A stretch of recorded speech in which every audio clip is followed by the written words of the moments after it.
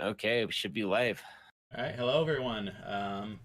Welcome to Touhou Luna Nights. I'm going to be running the any percent category, um, which starts out pretty comfy and then it's going to get really menacing, where one mess up will lose 3 minutes.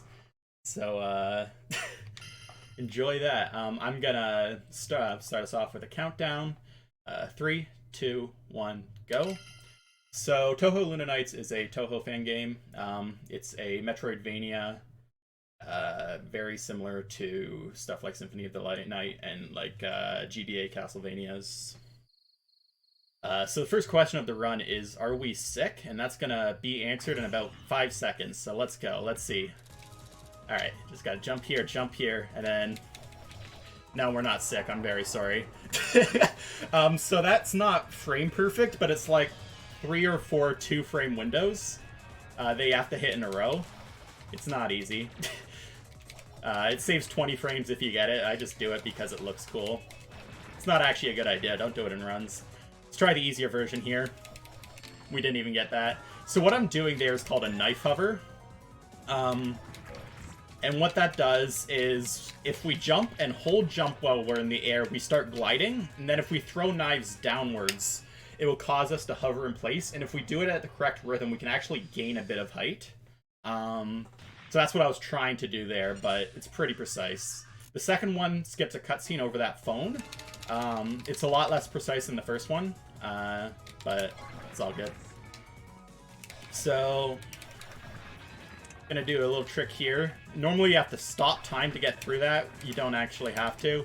So I guess I'll explain time stop in general. It's sort of the main gimmick of this game. I can press X on my controller to stop time, and that will stop time, and then that will cause the meter in the top middle to count down.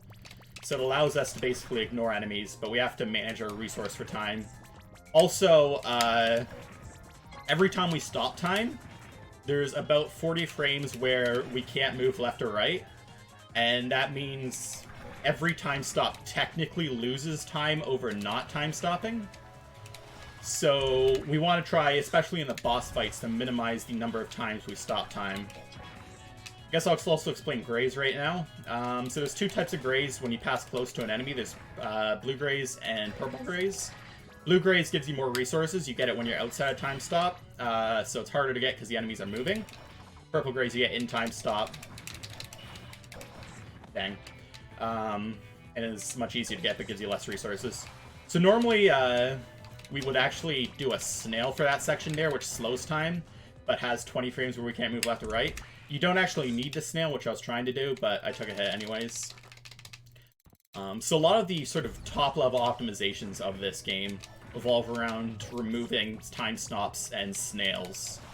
But when you do that, you make the game a lot harder. So we just picked up the sliding dagger. It lets us slide. Every slide you do saves about 5 frames versus not sliding. However, there's very much a rhythm to it, where there's a cooldown before you can slide again. So you have to be pretty consistent with your rhythm to actually save time by sliding. A good measure of if your rhythm is good is if you see Sakuya's head pop up between slides, then it's not a perfect slide. A perfect slide will just go straight from one slide to the next with no animation in between. So coming up on a pretty tricky room right here, called the elevator room. We're basically going to have to kill a lot of enemies in a tight space. We're good. And then do a knife hover to skip that 3rd platform. Normally we used to stop time there, but you can actually sneak under. Good. So you notice there's an experience bar in the top left. We're going to try and get to level 6 by the final boss. It increases our damage slightly, but not too much. First boss fight is meleeing. Strat for this is to get real up close and just kiss her on the lips, so let's give that a shot.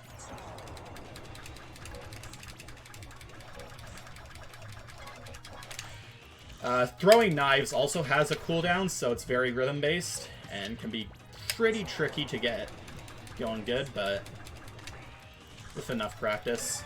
So that wasn't perfect. It was pretty good.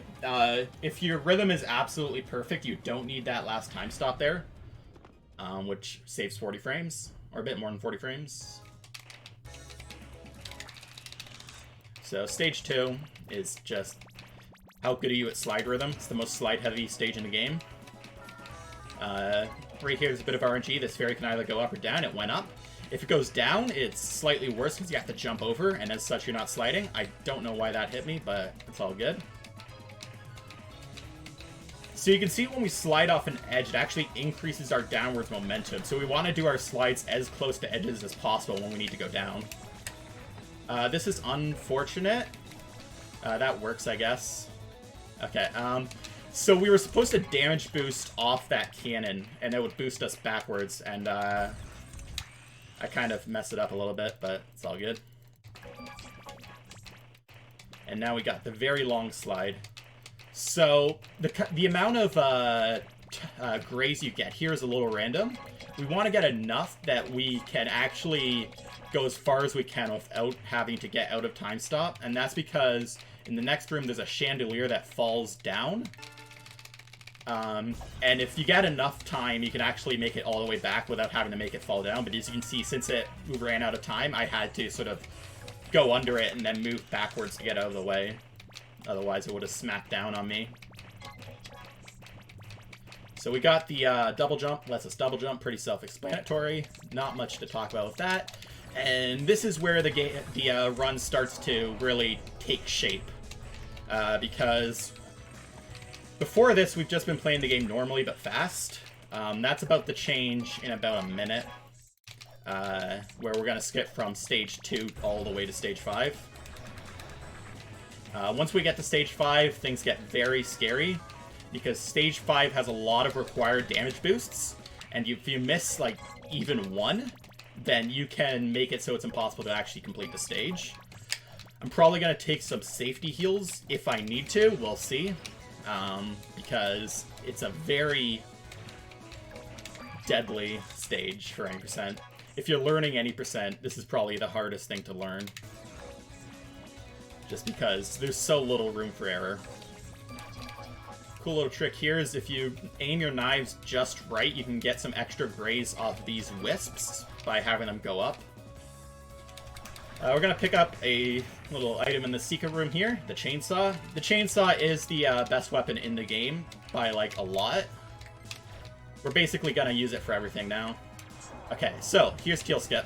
Going to jump off this cannonball. A little known fact about this game is that you can do that. Jump on this cannonball.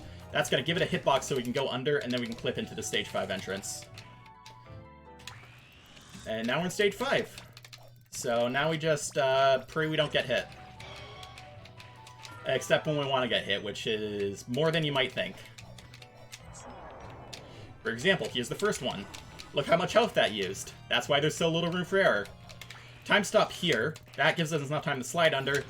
Stop, time stop, and just land on that. So these green platforms, they move while you're in time stop and don't move outside of it. So we're manipulating it by using time stop. Alright. Whoa! That was a bit spooky. I slid one too many times, but it's all good. You can see I'm throwing a knife there before I damage boost off those turrets. The reason for that is when we throw a knife, there's a short period of time where we can only move backwards. Or, like, we can't turn around. And because damage boost boosts you backwards, you can use that to damage boost forwards. Okay, so what I did there is when there's a room with spikes in it or other hazards, they don't actually load if you enter the room well in time stop. So you can use that to make the spikes not interact with you at all. Alright, purple key. Do the same trick here. As you can see, I'm at 36 health. That's why this is scary. That's why I'm scared right now. Another damage boost. And then boop, boop. Alright. Things get a lot less scary from this point forward, so that's good. We're past the really scary section. Let's see if I can do this. I've been messing this a lot in practice.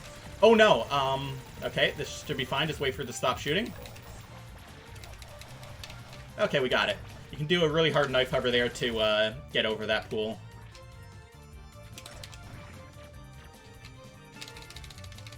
And then we pick up a knife upgrade there. That allows us to throw more knives while in time stop. But more importantly, also allows us to throw more chainsaws from 1 to 2. And that basically doubles our damage output while we're in time stop. So that helps a lot to get. Alright, let's see if I can do a little trick here. Got it. No! Okay. We're gonna do baby time stop mode. So we used to normally just do a time stop here, but you can actually do it without. But it's a little harder. That's unfortunate. Alright, we're at the final boss. So, first phase is Natori. There's a pretty tricky manipulation at the very beginning. Let's see if we can get it. Got it. That saves a lot of time, because now she's just got to shoot against this wall, and we can build graze off her bullets while, like, just slamming her with chainsaws.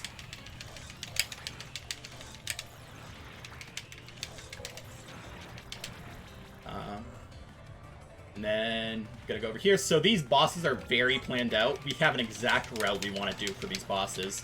And if we mess up that route, we lose a lot of time.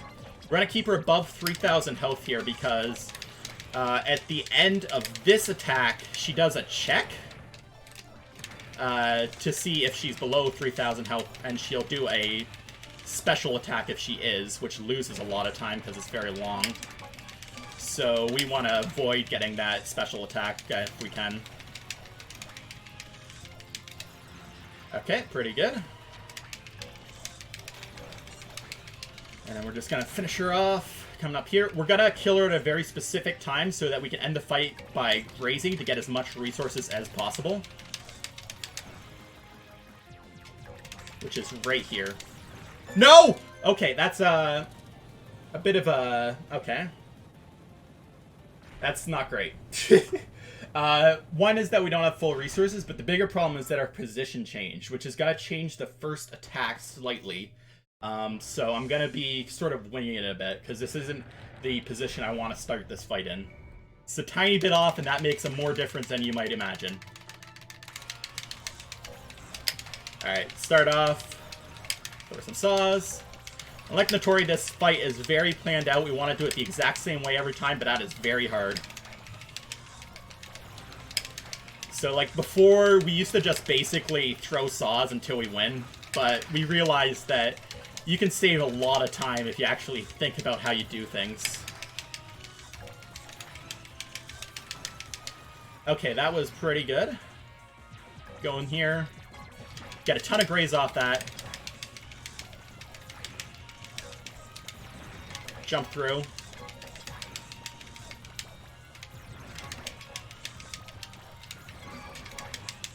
I've practiced a lot of this final boss. I know how this final boss works.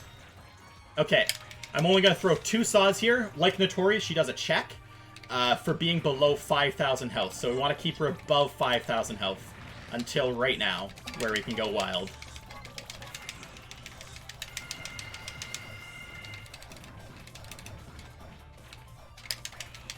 She's gonna now repeat her pattern. This time it's harder because we have these green bullets. So we also have to, in addition to dealing with the fireballs, deal with the green bullets.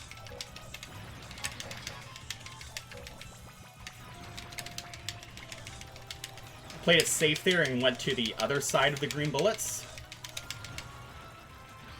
That's pretty pog damage-wise. Alright, repeat the last attack.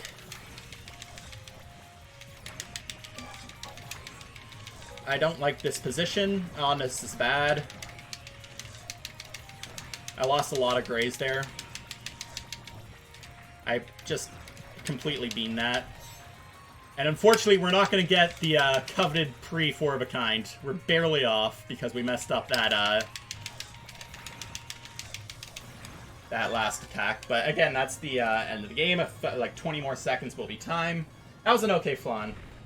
For just going at it blind.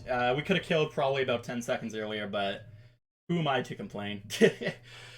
So, up here, Remilia's going to snap her fingers, and that will be the end of the run, so...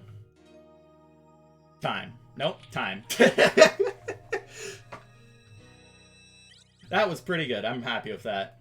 So yeah, that's the 90% run's very short, very intense. Didn't have to take any safety heals in stage 5, which is good. But this is a super fun game to learn. The movement in this feels great. I'd highly recommend if you're interested in it, trying it out. There is a Discord that has tons of information and people to help you out. But that is the end of the run. Nice. I think I split a little bit late. It looks like it was probably like a 14:28, 14:29. All good. Sub 15 for a marathon run is pretty exciting, so can't complain about that. Game. Yeah. The movement, stuff, the art, it's all fantastic. Just curious, so like this is the 90% run. What is this in comparison to, like, is there like a 100% run? So there's any percent no major skips, which basically does all 5 stages in order. That's 22 minutes, I want to say now. Then there's 100%, which is 30 something, something like that. Okay, neat. Yeah, it's a pretty sweet game. Thanks for showing it off. No problem. Thanks for having me. Enjoy the rest of the marathon, everyone. Yeah, you got any other shout outs before you go?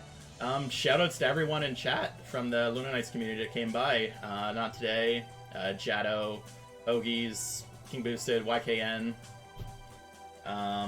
Shout out to Killing Pepsi in chat. Thanks for coming out. Yeah. And if you are interested in learning the game, there's a Discord on speedrun.com. And plenty of people will help you.